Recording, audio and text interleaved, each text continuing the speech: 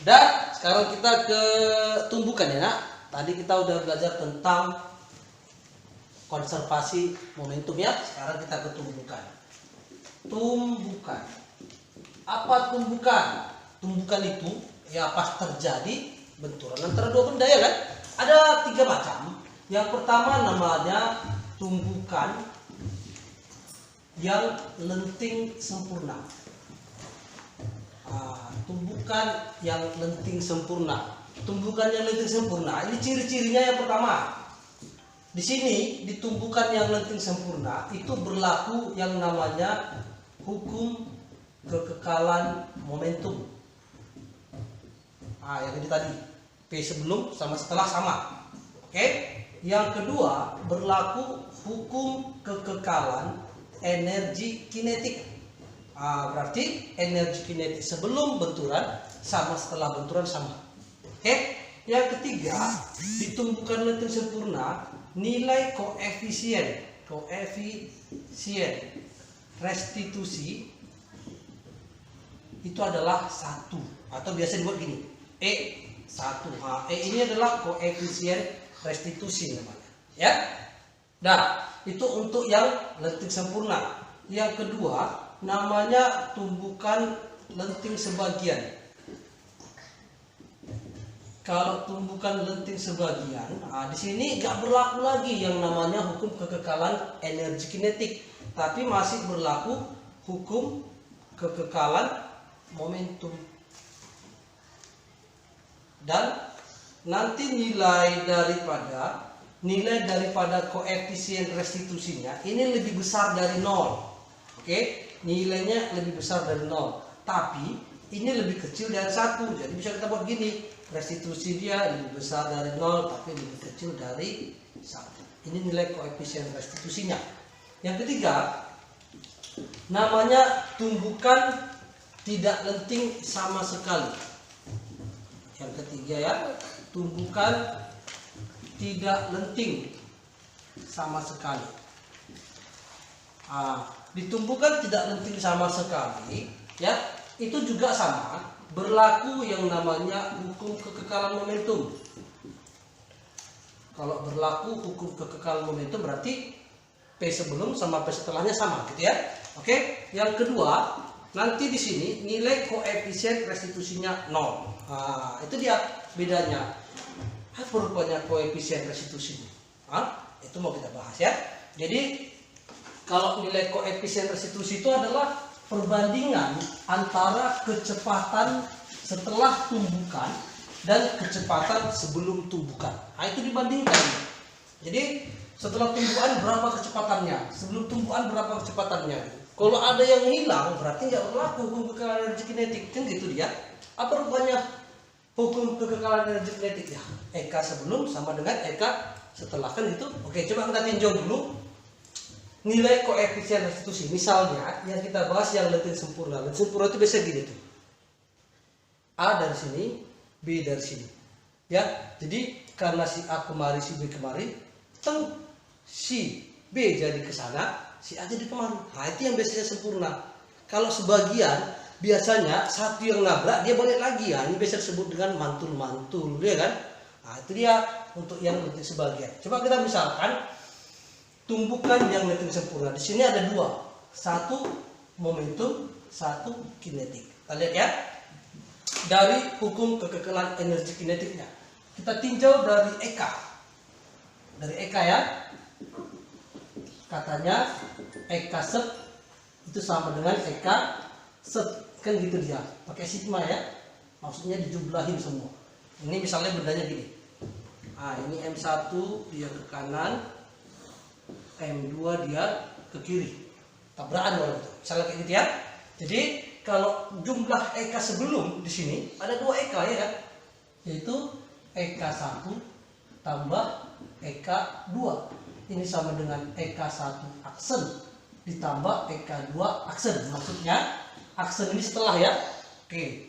Ini kita masukkan setengah M1 V1 pangkat 2 tambah setengah M2 V2 pangkat 2 sama dengan setengah M1 dikali V1 aksen pangkat 2 ditambah setengah M2 V2 aksen pangkat 2. Kita keep dulu nih. Ini persamaan 1 ya kan. Oke, atau boleh kita cepatkan gini langsung. Ini persamaan 1. Kita matikan aja nih. Sama-sama kita kalikan 2 semua. Ini mati. Berarti tinggal M1 V1 aksen ya kan? Ditambah V2. Maaf, ini kuadrat. M1 V1 kuadrat tambah V2 kuadrat. Bisa kan? Kita ginikan dulu. Biar kalian nggak bingung, saya bikin dulu gini ya.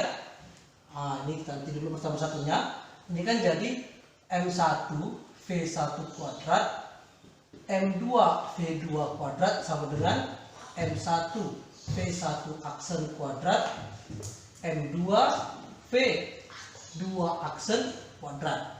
Oke, saya pindahin M2 kemari, baru M1 kemari. Misalnya gitu saya pindahin ya. Ini kan jadinya M1-nya, satu aja kemari. M1 dikali V1 kuadrat, oke, dikurang V1 aksen kuadrat sama dengan M2 dikali V2 aksen kuadrat dikurang V2 kuadrat. Ini bukan aksen nih.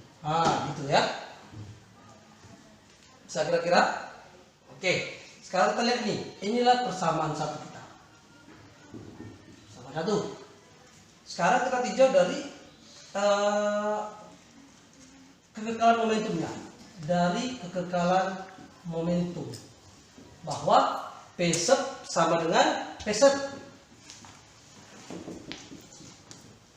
Apa P sub?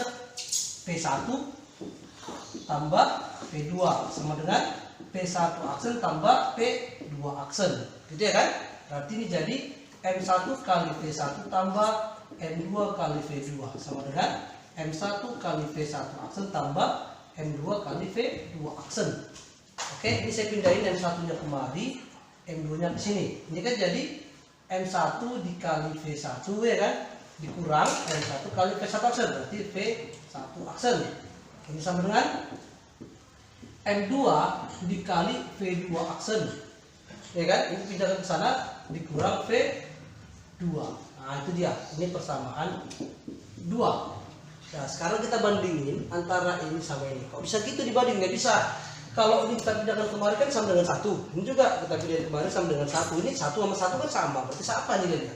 Kita bandingkan 1 dan 2.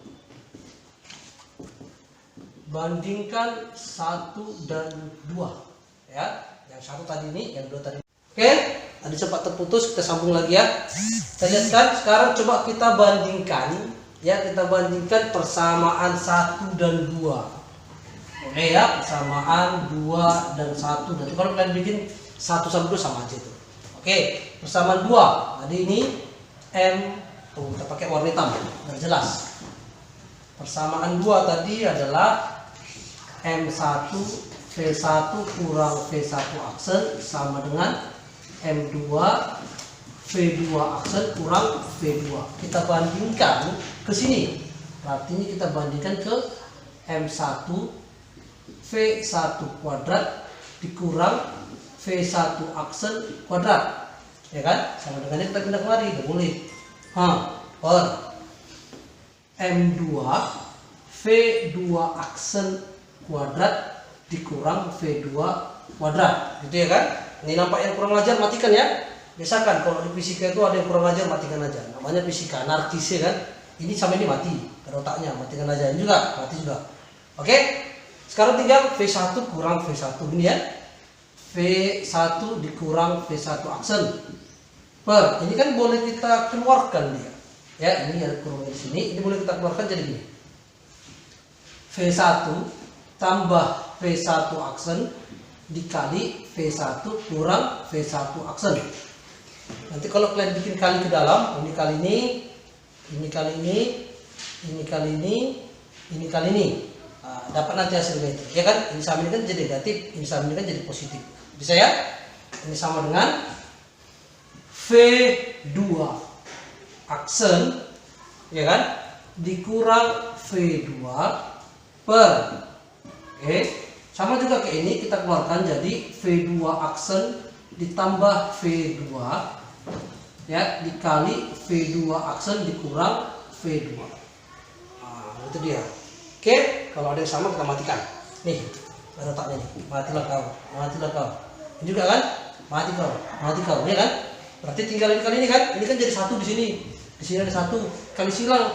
Kita kali silang kan jadi V2 aksen tambah V2 sama dengan ini kali 1 V ditambah V1 aksen. Oke, saya pindahin yang aksen-aksen ke kiri, yang enggak aksen-aksen ke kanan. Oke, jadi gini, ini pindah kemari, V1 aksennya pindah kemari, maka jadi V2 aksen dikurang V1 aksen, ya kan, sama dengan ini pindah kemari ya. Ini tadi materi ini. Nah ini ya tadi ya, ini V1.